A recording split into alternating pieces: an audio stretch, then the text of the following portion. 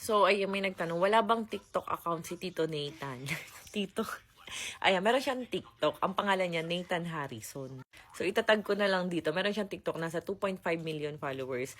Nung nagsimula pa lang ako mag-TikTok, guys, ay di ayun nga, nag-collab-collab nga kami, ganun. At sobrang trending ng aming love story nun. Kaya yun yung time na nakaipon talaga kami sa social media. Iba pa kasi yung TikTok nun, parang sobrang daming opportunity talaga. Kaya alam mo, thank you TikTok. Kasi kung wala ka talaga, siguro wala kami dito ngayon. Walang malambot na kama, malaking bahay, mga properties, mga sasakyan. Kumbaga siguro wala.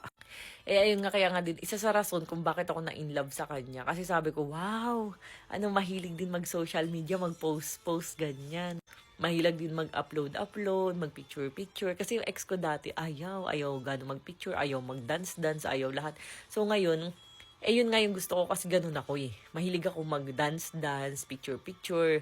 Parang lahat ng kibot ko ipopost ko. Kasi parang gusto ko ma-save, ma-capture yung bawat memory. So, ayun. Nung na-meet ko yung aking asawa na ngayon, ayun nga si Tito Nathan, sabi ko nga, wow, perfect match. Mahilig din mag-ganon-ganon, ganyan-ganyan. Tapos, ayun na nga, nakakaloka. Nung naging kami na, nung naging mag-asawa na kami, di na nag-social media. As in, nung parang naging kami na, parang mas gusto niya daw ayaw daw niya ng social media, gusto lang niya kasama daw ako.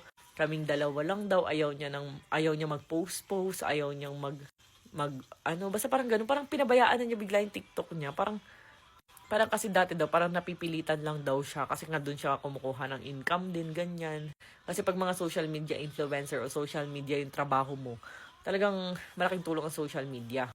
Tapos ayun, hanggang sa parang mas pinili niya na parang gusto lang niya kaming dalawa lang magkasama.